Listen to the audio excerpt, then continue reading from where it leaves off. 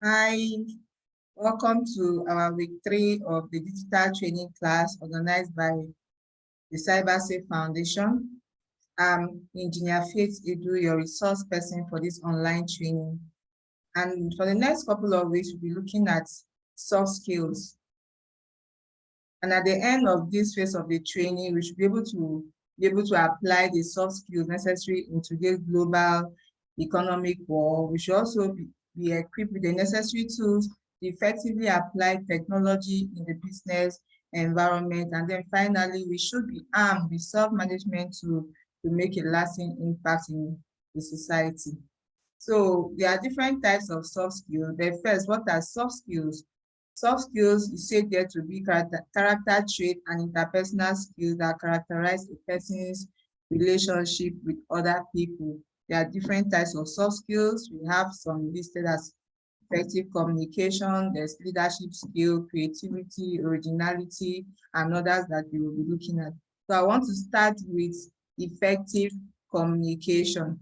Now, what do we understand by effective communication? Effective communication can be said to be a process of exchanging ideas, thoughts, knowledge, and information such that the purpose or intention is fulfilled in the best possible manner.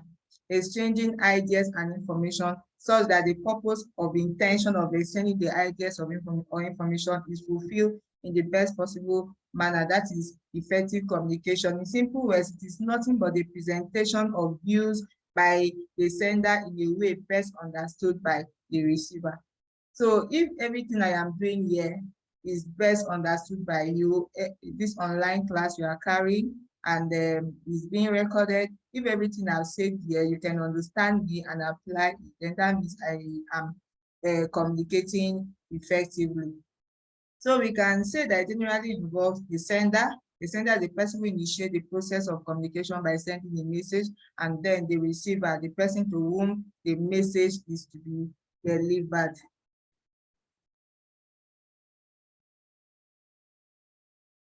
So we'll be looking at some characteristics of effective communication. Just delivering a message is not enough. It must meet the purpose for the sender sending the message in the first place. So keeping this in mind, let us discuss the element which makes the communication effective. One, the message must be clear. This message which the sender wants to convey must be simple, easy to understand, and systematically framed to retain its meaningfulness. And then the message must also be correct. The information communicated must not be vague or false in any sense.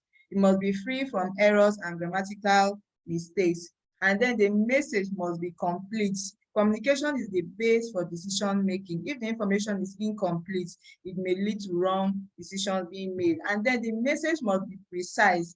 The message sent must be short and concise, straight to the point, to facilitate straightforward interpretation and take the desired steps. And then there must be reliability. The sender must be sure from his end that whatever he is conveying is right by his knowledge. Even the sender must have trust. Even the receiver rather must have trust on the sender and can rely on the message sent. So whatever message that is being communicated must be a reliable message. And then there's consideration of the recipient. The medium of communication and other physical setting must be planned, keeping in mind the attitude, language, knowledge, education level, and position of the receiver. So you must consider the person that is receiving this message and tailor the message so that the person can best understand the message being sent. And then the sender's courtesy. The message so drafted must reflect the sender's courtesy, humbleness, and respect towards the receiver. So these are some characteristics of effective communication. Next, we'll be looking at effective communication skills. Conveying a message effectively is an art as well as a skill developed after continuous practice and experience. The predetermined set of skills required for an influential communication process are as follows. There is observance. A person must possess sharp observing skills to gain more and more knowledge and information. And then clarity and brevity. The message must be drafted in simple words and it should be clear and precise to create the desired impact over the receiver. And then there's listening and understanding. The most crucial skill in a person is He must be good, alert, and a patient listener. He must be able to understand and interpret the message well. And then there's emotional intelligence. A person must be emotionally aware and the ability to influence others from within. There is self-efficacy. So he or she must also have faith in himself and his capability to achieve the objective of the communication. Remember, we are talking about skills for effective communication. And then there's also self-confidence. Being one of the essential communication skills, confidence enhances the worthiness of the message being delivered. You must have confidence in the message you're passing across. And then there's respectfulness. Delivering a message with courtesy and respecting the values, beliefs, opinions, and ideas of the receiver is the essence of effective communication. And then we have non-verbal communication. To connect with the receiver in a better way, the sender must involve the non-verbal means communication too.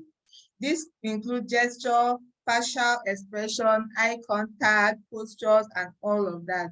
So this falls under non-verbal communications. And then the selection of the right medium of communication.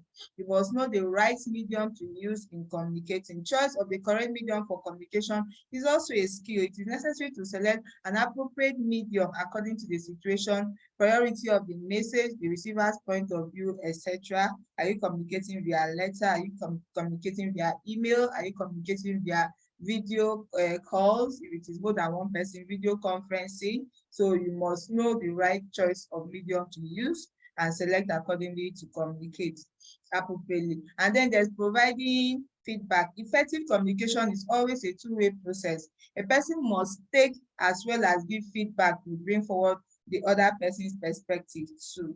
So when you are being communicated with, there must be a feedback. In fact, the feedback that determines that, yeah, that message was effectively passed. So now, what are the significance of effective communication in businesses, in our professions, and the rest? You must be wondering, what is the role of effective communication in our day-to-day life? So to answer this question, let us consider the following importance of effective business communication. There's employee management. Effective communication ensures self-discipline and efficient management, since the employees are held by the top management. And there's open communication in the organization. There is team building. People in the organization work as a team to accomplish common goals. Thus, effective communication boosts the morale of the whole team. And then there is growth of the organization. It ensures better decision making, intensifies public relations, and enhance problem solving ability. We'll be looking at problem solving subsequently, so you know more about problem solving. So all this leads to corporate growth and development. And then build strong relationships. Interactions often simplify things, so they positively motivate the employees to perform better and maintain long-term relations with others in the organization. And then it has a team transparency and develop trust. Effective communication is considered to be a base for building trust and assure sharing of complete information. It facilitates creativity and innovation also. So it creates an environment where employees are free to share their ideas by exploring their creative and their innovative sides. It also reduces misunderstanding. Effective communication eliminates the possibility of confusion and misunderstanding by conveying the message clearly and appropriately. And then there's organizational growth.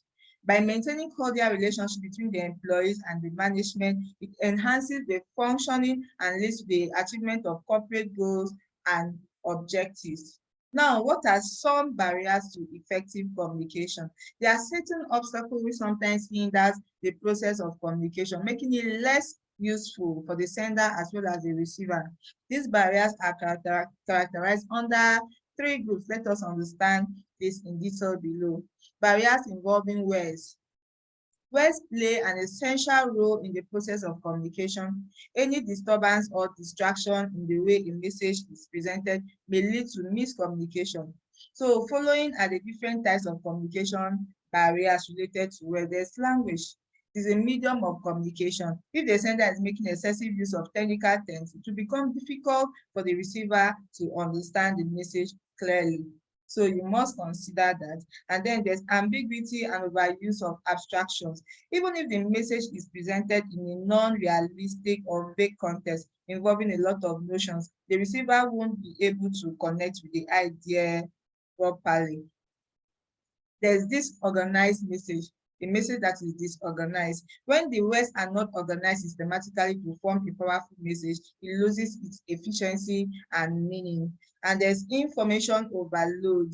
The effectiveness of communication reduces when a person keeps on speaking for an extended period, thus leading to the receiver's exhaustion, who won't be able to keep track of everything that is being said. So now those are some barriers related to words. Now we'll be looking at barriers involving people's background. Now, people belong to different background, culture, educational level, gender, etc. This attribute majorly affects the efficiency of the communication process. So it involves the following related obstacles: attitudinal differences, demographic differences, and then lack of common experience or perspective. We are going to start with attitudinal differences. At times, people are resistant to understand or change their mind when they have set their views about a particular topic. Their attitude obstructs meeting the purpose of the communication. We have people that are just set in their way, they feel this is the right way to be done, and then you are trying to tell them, no, this is not the right way, this other way is the right way, and they are just stuck in their own way. So they have attitudinal differences. And then there's demographic differences, the difference in age, generation, gender, status, tradition, etc. create a lack of understanding among people and thus hinder the process of communicating. And then we have lack of common experience or perspective.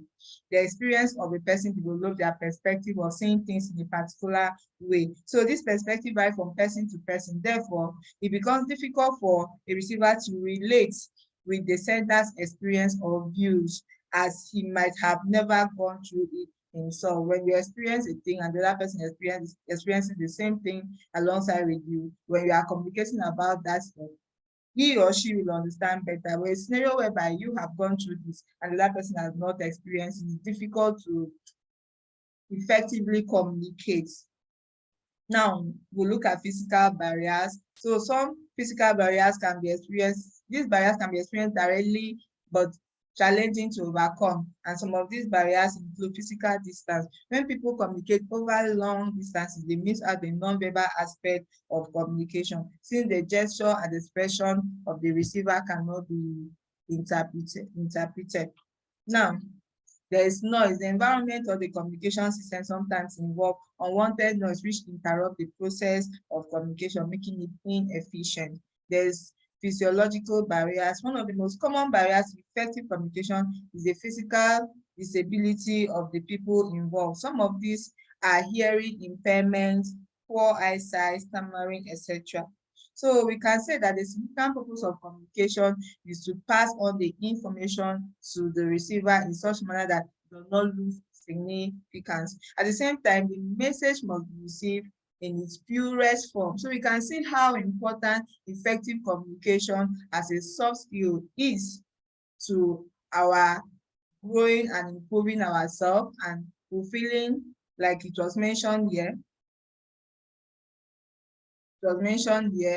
it is necessary in today's global economic world, like building your business. We talked about how it's applicable to our businesses and also to effectively apply technology in the business. Like the soft skills helps equip us with the necessary tools. So one of those tools here, effective communication, can help us to apply technology in our business environment. So we'll be looking at other soft skills, but let us pause here for this class. Thank you for staying with me.